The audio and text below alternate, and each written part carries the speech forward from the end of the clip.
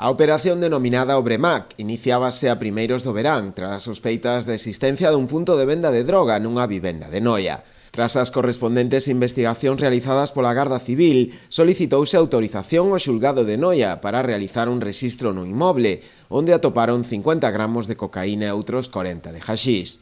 Os axentes localizaron tamén 2 pistolas de aire comprimido, 5 teléfonos móviles e preto de 5.000 euros en moeda fraccionada, así como tamén diversos útiles empregados habitualmente para o manexo e distribución de droga.